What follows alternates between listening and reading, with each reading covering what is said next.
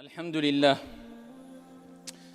Permettez-moi de rebondir sur une parole du grand compagnon Ali ibn Abi Talib radiyallahu anhu lorsqu'il disait وَلَوْ أَنَّا إِذَا مُتْنَا تُرِكْنَا لَكَانَ الْمَوْتُ رَاحَةَ كُلِّ حَيٍّ وَلَكِنَّا إِذَا مُتْنَا بُعِثْنَا وَنُسْأَلُ عَنْ كُلِّ شَيْءٍ. Si après notre mort nous étions délaissés, abandonnés, eh bien la mort serait un repos pour tous les êtres vivants.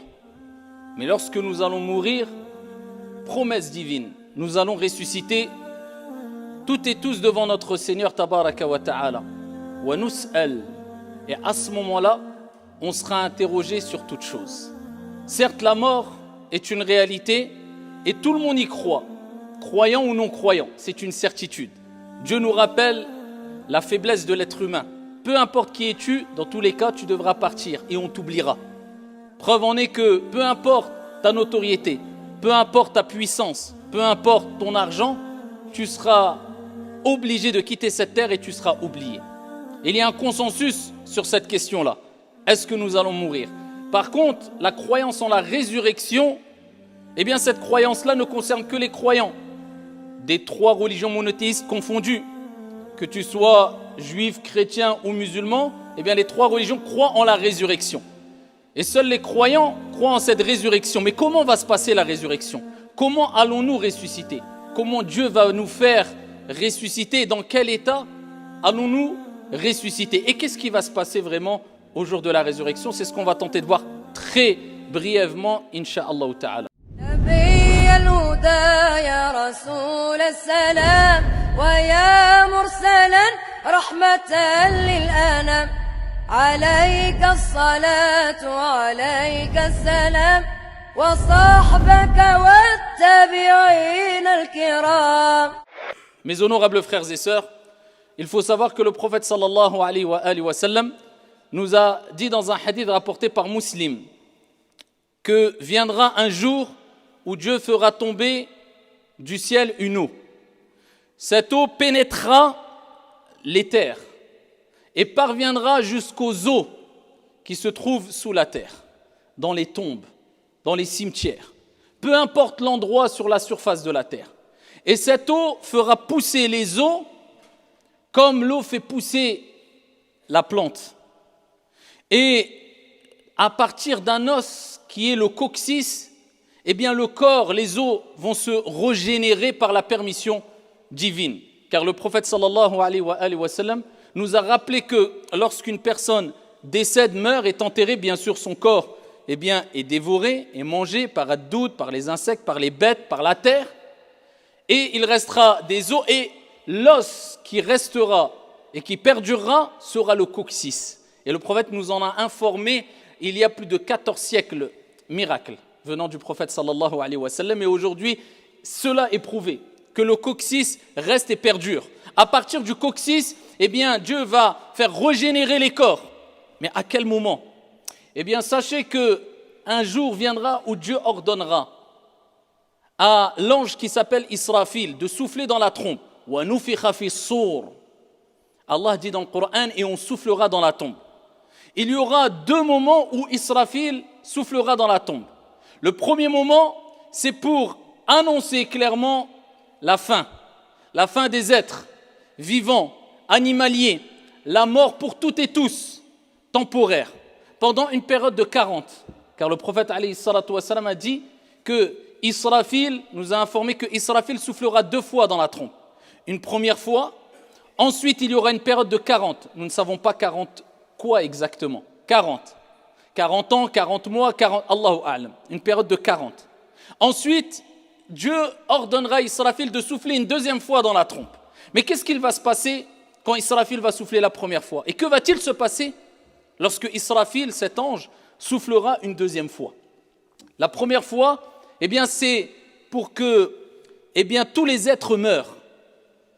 Il y aura un bruit qui sera terrifiant et qui va provoquer la mort de tout être vivant.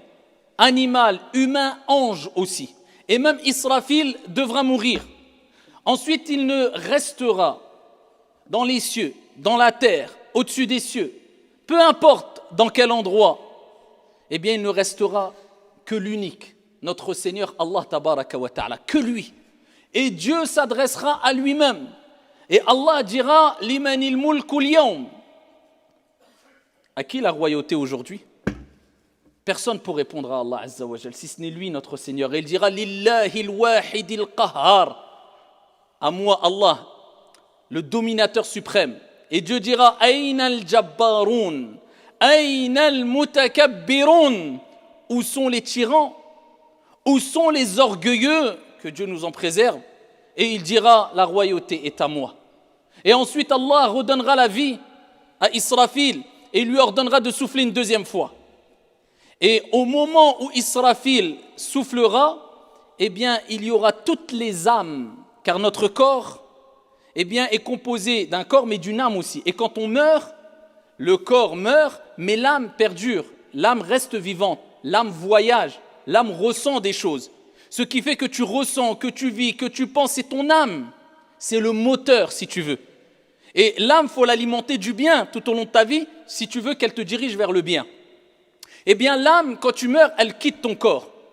Et toutes les âmes seront réunies avant que Israfil souffle la deuxième fois dans la trompe. Ils seront réunis où? Dans la trompe. Comment est cette trompe? Allahu a'lam. Ils seront tous dans la trompe, comme le prophète alayhi salatu wassalam nous l'a informé. Et Israfil, alors que, ou plutôt après que Dieu ait fait tomber la pluie du ciel qui pénétrera les terres et qui permettront aux os, au corps de se régénérer, il y a le corps mais il n'y a pas l'âme, eh bien Dieu ordonnera à Israfil de souffler une deuxième fois afin que les âmes regagnent leur corps. Toutes nos âmes regagneront notre corps qui aura été régénéré. Et ensuite, eh bien les gens sortiront de leur tombe. Et c'est la résurrection. Et les gens sortiront de leur tombe dans quel état? Le prophète sallallahu alayhi wa sallam fait sahih a dit les gens sortiront de leur tombe et seront ressuscités alors qu'ils sont nus, pieds nus et non circoncis. Aïcha radiyallahu anha wa ardaha, de par sa pudeur, eh bien, elle a été étonnée et a dit ô messager de Dieu, les hommes, les femmes, tout le monde va ressusciter dans le même endroit qui est Ardul Mahshar, la terre du rassemblement. Donc tout le monde sera côte à côte, les hommes et les femmes tout nus. Elle a été prise d'étonnement et le prophète lui a dit Ya Aïcha, la situation sera tellement terrible, tellement effroyable, tellement terrifiante que personne ne se préoccupera de qui est à côté de qui. Alors pour arriver à un stade où personne ne fera attention, c'est que vraiment la panique va envahir l'être humain. Et lisez si vous voulez la parole de notre Seigneur où Dieu mentionne cela. Lorsqu'il dit « فَإِذَا جَاءَتِ الصَّاخَّةُ » et lorsque le fracas arrivera, la fin du monde. « يَوْمَ يَفِرُّ الْمَرْءُ مِنْ أَخِيهِ » le jour, et Dieu décrit ce jour, où le frère fuira de son frère. « وَأُمِّهِ وَأَبِيهِ » de sa mère et de son père. « وَصَاحِبَتِهِ وَبَنِيهِ » de sa compagne, de son compagnon et de ses enfants.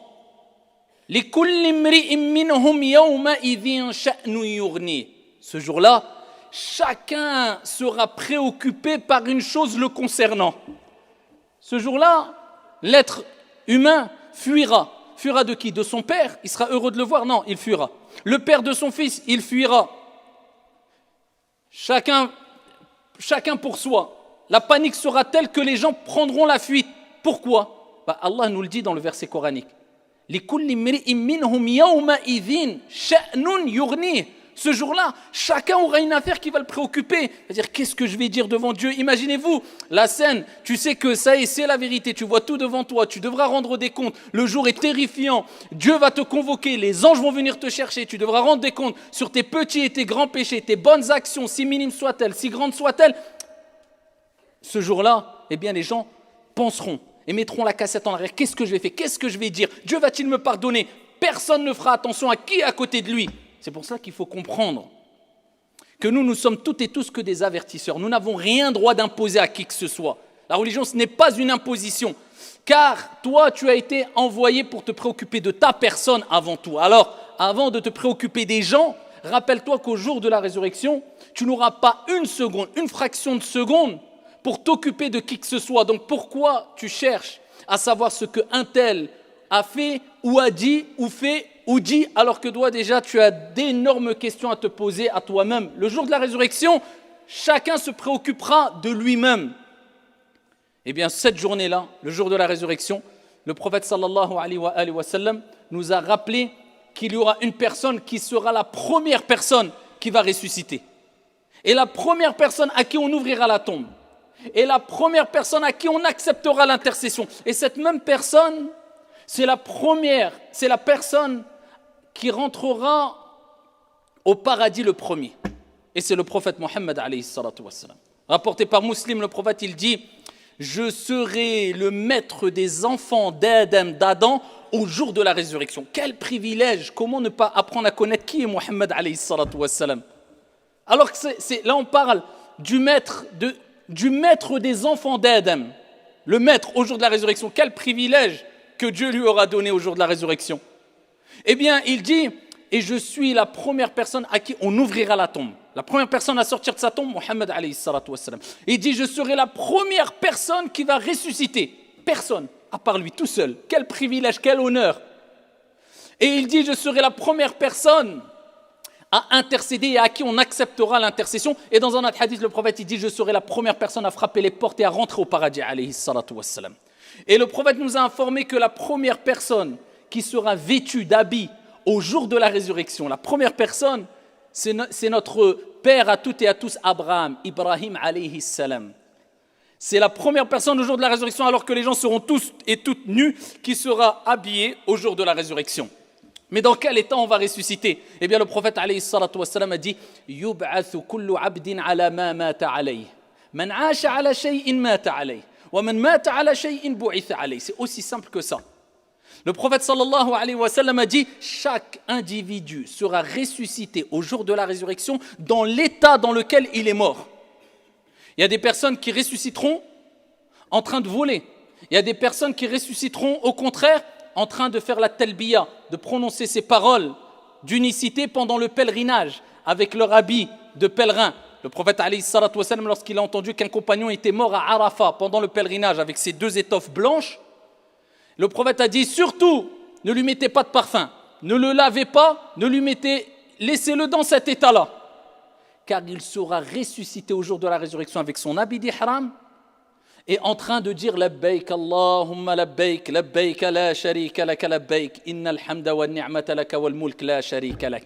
Donc Dieu te montre qu'il va dévoiler qui tu étais vraiment. Et c'est pour ça que un des signes qui nous permet de voir est-ce que la personne était pieuse ou pas, parce que Dieu scandalise, il cache les défauts de Dieu. On fait combien de défauts? Si Dieu nous scandalisait, moi le premier, pour tous les péchés qu'on faisait et tous les défauts que nous avions, on n'oserait même plus sortir de chez nous. Mais Dieu cache les défauts. Mais si tu persistes dans les erreurs, dans les péchés, et tu persistes et tu continues, à un moment ou à un autre, Dieu te dévoilera. Et en général, il dévoile les gens au moment de leur mort. C'est pour ça qu'il y a des gens qui sont scandalisés, ils meurent en faisant des péchés, ils meurent parce qu'ils persistaient dans ce péché-là. C'est devenu une habitude. Et comme avait dit Ibn Kathir et d'autres, celui qui vit en ayant l'habitude d'une chose mourra sur cette chose-là, et celui qui meurt sur cette chose ressuscitera devant Dieu sur cette chose-là, d'où l'importance d'avoir l'habitude de faire des bonnes choses, d'avoir l'habitude de prier. Combien de gens sont morts en prière, prosternés? Vous vous imaginez qu'au jour de la résurrection, ils vont ressusciter devant Dieu en prosternation. Quel honneur! Des gens, ils vont ressusciter en train de faire tawaf. Des gens en train de donner des aumônes. Des gens, et à côté des gens ivres. Des gens en train de voler. Des gens en train de mentir. Des gens en train de forniquer. Des gens parce que Dieu les a scandalisés. La preuve qu'il faut rester toujours sur ses gardes. Et jamais baisser la garde en se disant: j'ai le temps, la vie est longue. Il n'y a pas d'âge, la mort n'a pas d'âge. La mort, elle n'a aucun âge précis. Il y a des gens, ils ne sont même pas sortis du ventre de leur mère qui décèdent. Et des gens qui pensaient vivre 10 ans ou 15 ans, ils sont morts à 100 ans. Allahu a'lam. Dieu a préservé, a caché la date de notre mort afin qu'on reste toujours sur nos gardes. Et on se prépare à rencontrer notre Seigneur de la meilleure des manières. Et le prophète alayhi salatu wassalam nous dit aussi: la personne sera au jour de la résurrection, al-mar'u ma'a man ahab, au jour de la résurrection, avec qui tu seras? Avec celui que tu as aimé. C'est pour ça qu'il est important d'aimer les plus belles des références. afin d'être avec eux au jour de la résurrection. Si tu aimes le prophète vraiment, eh bien ça y est, tu as tout gagné. Juste de par ton amour pour le prophète, eh bien cela te fera gagner la proximité du prophète au jour de la résurrection. Et rappelle-toi que tu ressusciteras devant ton Seigneur tabaraka wa ta'ala comme tu es mort. Et pour terminer, cela ne veut pas dire du tout que cette croyance-là doit nous pousser à nous couper du monde et à ne plus être joyeux et à craindre le jour de la résurrection de sorte que, eh bien, on est toujours triste. Dieu ne nous a pas créés seulement pour mourir. Dieu nous a créés entre autres pour l'adorer et pour adorer Dieu, il faut vivre. Donc Dieu nous a créés pour vivre aussi. Et l'être humain a été doté de sentiments. Et Dieu a créé dans l'être humain le sentiment de joie. Et l'islam, Dieu et le prophète ont appelé à être optimiste, joyeux. Et le prophète alayhi salatu wassalam ne rencontrait personne sans qu'il ne lui lâche un sourire. Donc, preuve en est que l'un ne va pas sans l'autre.